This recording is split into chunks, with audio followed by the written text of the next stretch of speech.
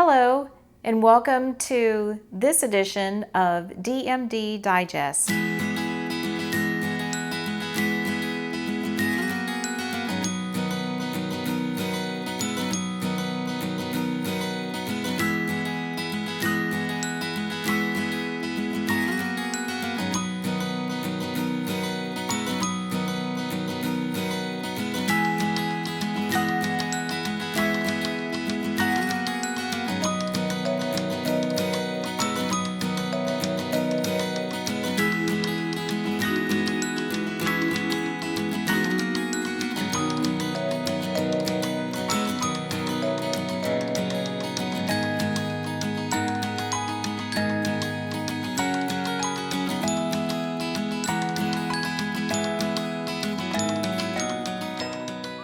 Today I'd like to talk about vitamins and supplements, and that's a very broad general term for a lot of different things. And I'm not going to be able to go into detail about every single thing because the more I was researching this, the more involved it actually became.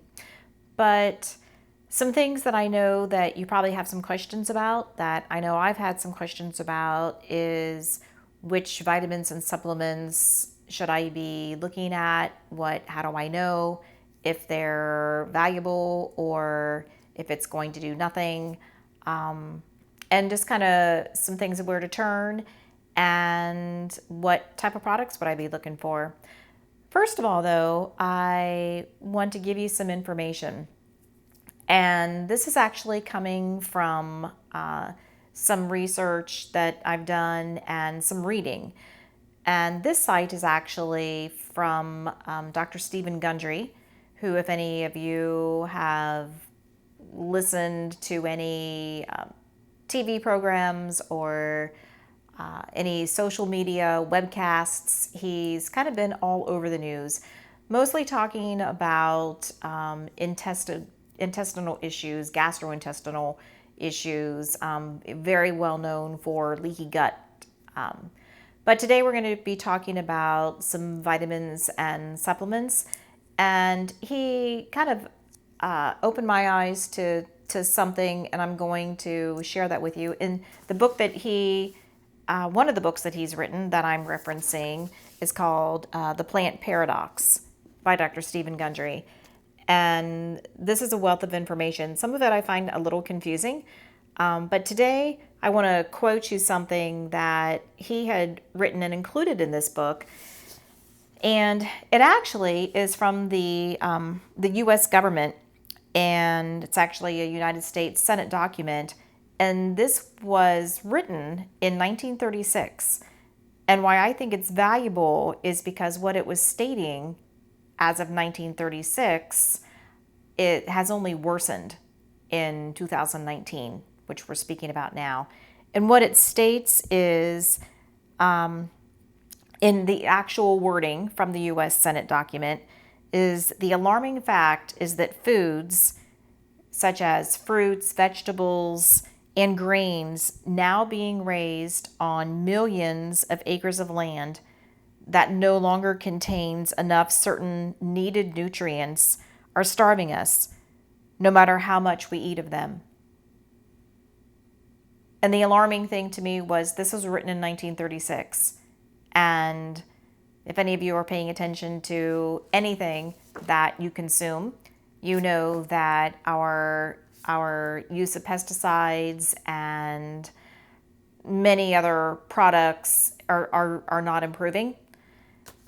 There are some individuals that are trying to do more natural, whole food based farming and not using the many chemicals as spraying them on our food sources, which even if you are just a vegetarian, you're obviously getting the exposure. So obviously our animals eat that same grain. So kind of no matter what you do, you're going to be getting some altered product.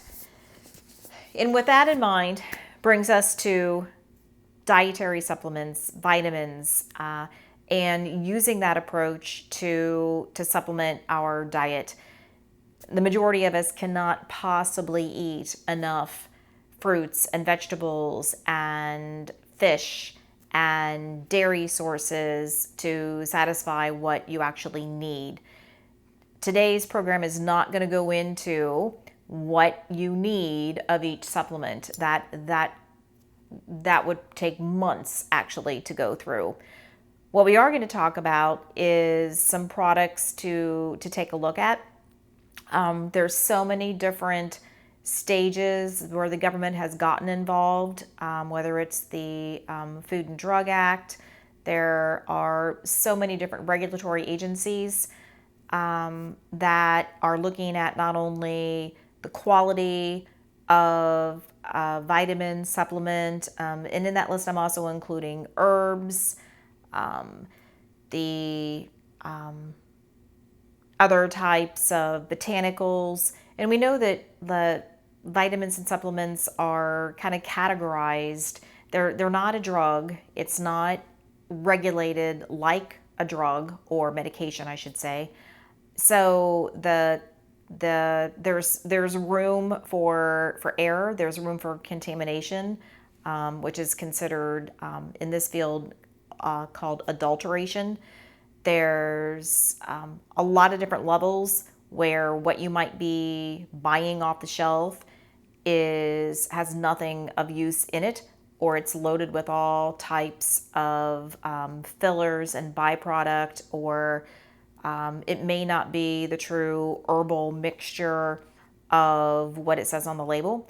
So there's different agencies that have been getting much more involved to try to have some type of regulatory status. And the products that I'm going to be talking about are ones that have gone through these regulatory levels and I think are a little bit more trustworthy. I certainly have not researched every single vitamin and supplement and herb product out there. I'll be the first to tell you that. There's way too many of them. One of these type of government-related regulatory agencies that I am referring to is known as the Dietary Supplement Health and Education Act, also known as DSHEA. Another one is the Dietary Supplement and Non-Prescription Drug Consumer Protection Act. There's the FDA, the Federal Food, Drug, and Cosmetic Act. There is something called a GMP, which is the Good Manufacturing Practices guidelines. There's consumer protection things, all types of things. And these are just methods to try to protect you, the consumer, and get a good product.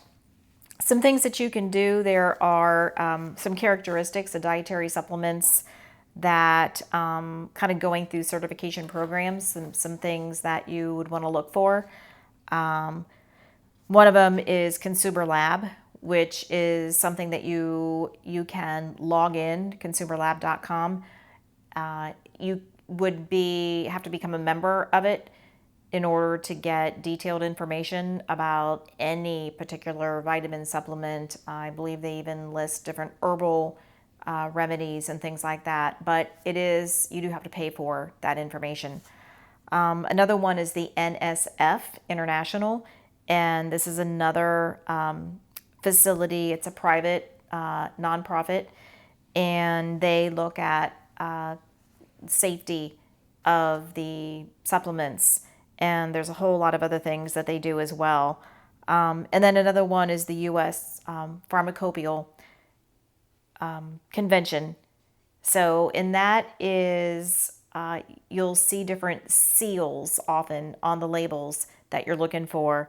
So one of them is, it will say USP, and that would be important because that's the U.S. Pharmacopoeia,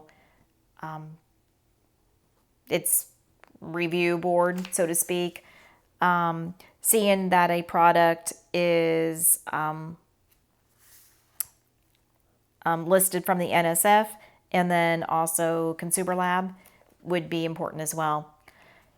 Some things that, what do people have available to them, and some just regular over-the-counter things that you can pick up in your local grocery and drugstores that I've done some research on and use actually that are pretty decent products.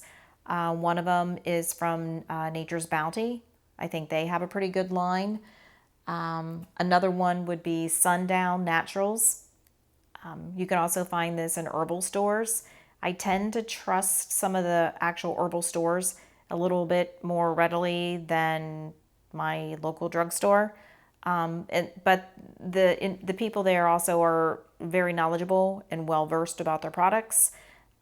Because it is an herbal store, the majority of those products are going to be vegan friendly and GMO friendly and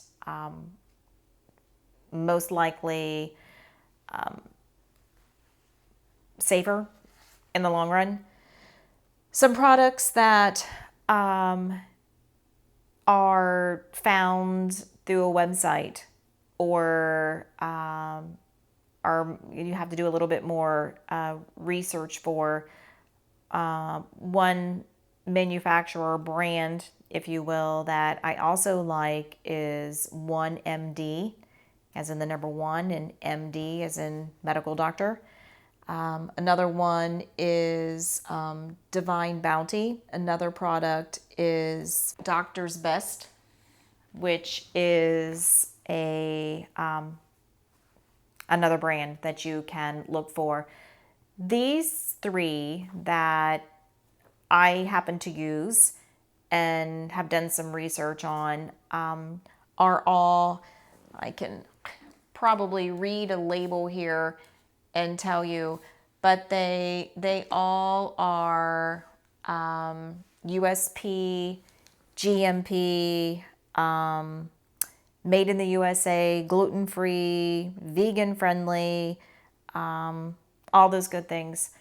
Some of the vitamins and supplements need to be in a